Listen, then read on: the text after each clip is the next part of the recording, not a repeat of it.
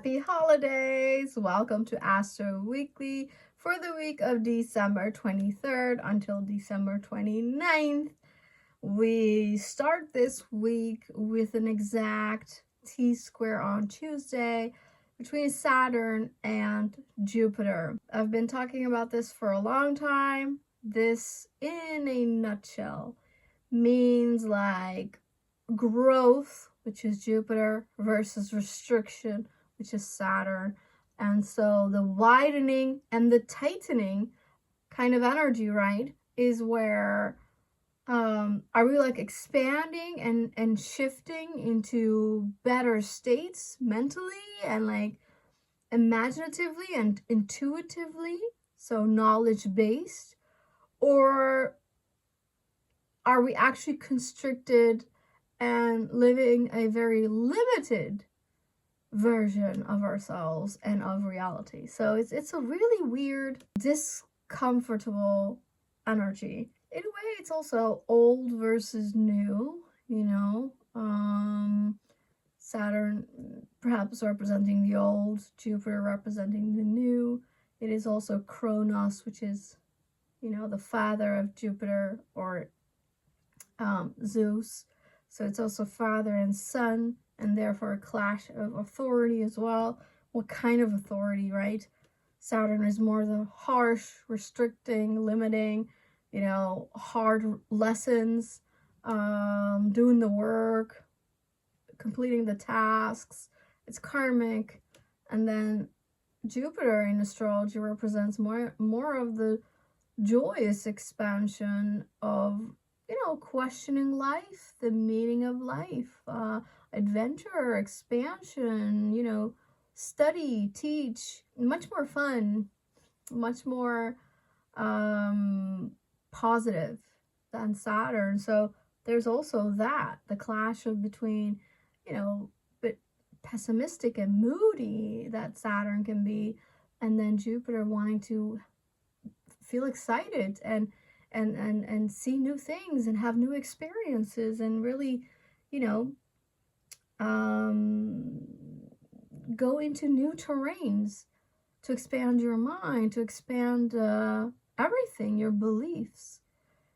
It is interesting that both Jupiter and who's in Gemini, but then Saturn, who's in Pisces and Jupiter have similar energies. So at the end of the day, it's about faith and belief that we're going to get through this, but that it may feel very dark and very constricting and very limiting. I refer this, right, as a labor energy, you know, a woman in labor trying to birth her baby, the birth canal energy, you know, where contractions occur so the baby can move through the birth canal. It's that opening and constricting energy of literal contractions during labor that I feel that this really represents. And that would mean that we're in the middle of birthing a very important storyline. And this started in August of 2024. Now it's midway, December 24. And then we're going to have the final square in a couple of months in 2025. Saturn in Pisces can also be, you know, feeling a lot of things, feeling a lot of grief, feeling darkness, feeling endings, feeling a lot of emotions and energies. And then Jupiter in Gemini is more mental and wants, you know, wants more facts. It has to be like in a book, so it has to be more logical, and it can't maybe really follow these emotions that Saturn has to process. So it could also be very mental versus emotional, and overall it's both about health, mental health, and then Pisces representing all kinds of health. And I think we're at a crossroads as this, you know, square occurs 3 times. in the crossroads that we really have to ask ourselves, what makes you feel good and what is healthy for your being, and to make a sort of game plan, to make a strategy, 10 steps to how to get there. Like, what is it that you want, and how could you navigate towards that goal? And it really is linked, I think, to the new moon in Capricorn, December 30th, where we can really, take these steps of new goals. Still, we're in Mars retrograde. So together with this square, the Mars retrograde makes us feel more tired, overwhelmed, and it is, the festive season. So, which can be melancholic and have its sadness as well. Not everybody has great family relations, right? I hope you have, you're blessed with a nice house and warmth and comfort and food. But we know not everyone is. And Saturn in Pisces does represent the people who are left behind, who somehow didn't make it, who maybe are homeless or sick or, isolated, alone. And so it's oddly also an energy where Jupiter in Gemini is neighborhood, close by. Do what you can. Be kind to your neighbors. Reach out a helping hand to those you can help. Remember that there is a need for sensitivity because not everybody is doing necessarily well. And, we can help where we can, right? And I think we should.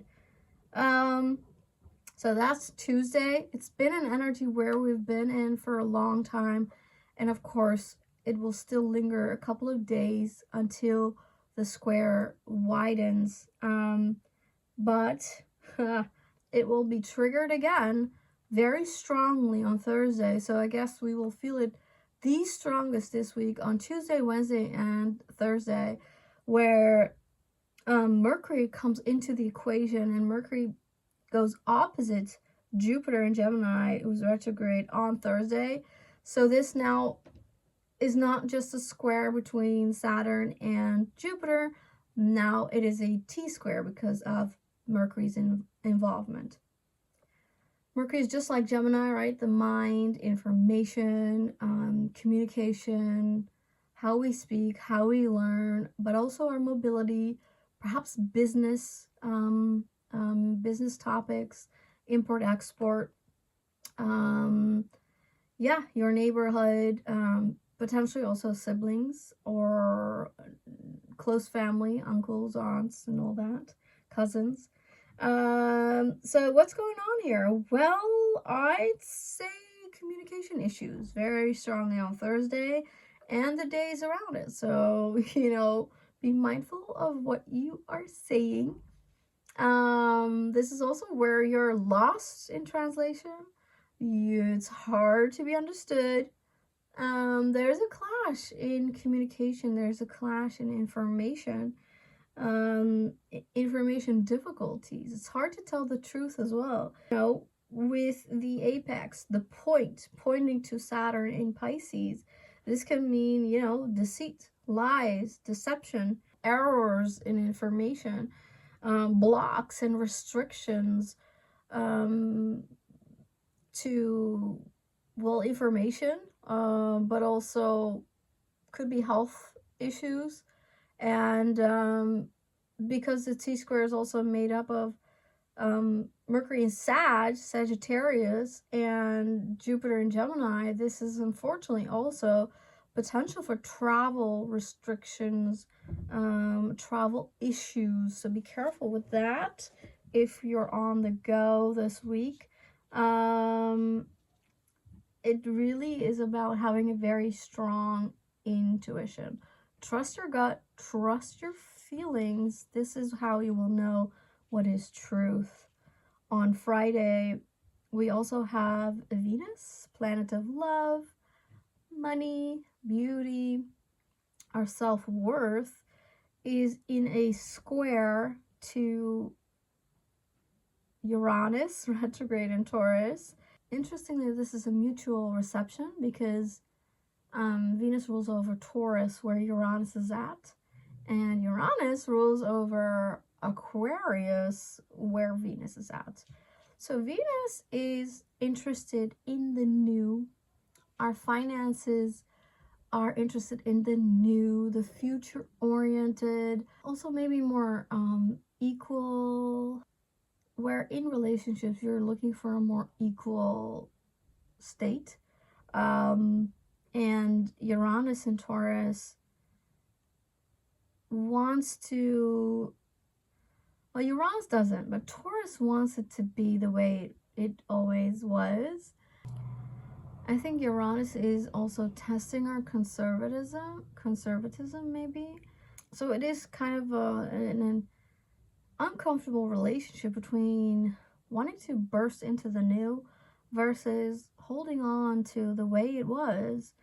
And you know, this, because it's a square between two financial energies, Venus and Taurus, this could be financial issues, this could be electricity issues, this could you know, be issues in electronic currency or digital economics somehow, maybe stock market issues, as it is on Friday, you know, which is Venus Day as well.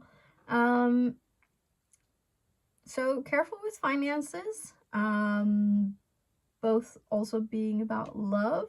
This could be very like a chance meeting and like excitement, a very new vibration, the potential to ground in intelligence regarding finances, regarding love relationships somehow.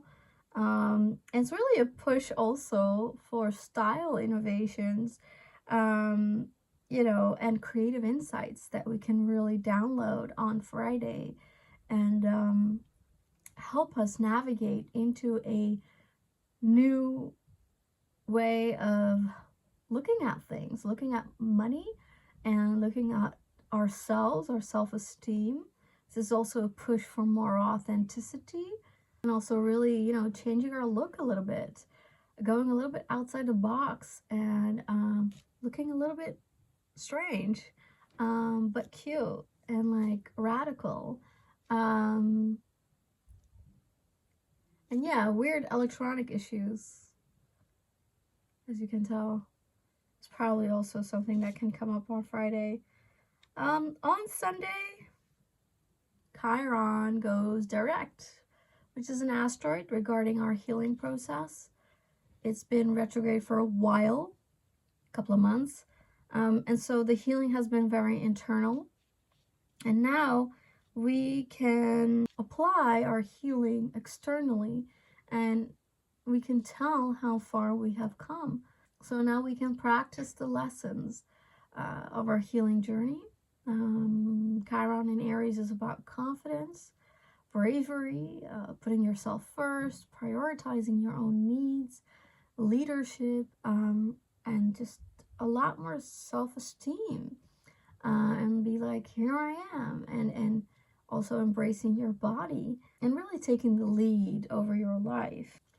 So yeah, that's this week. I also wanted to remind you that I made a list, so all the lunation situations for 2024 are listed, you know, in like a playlist. So if there's a lunation you want to look back at because it's a degree that's in your chart or anything like that, you can look it in the playlist and re-watch if you want.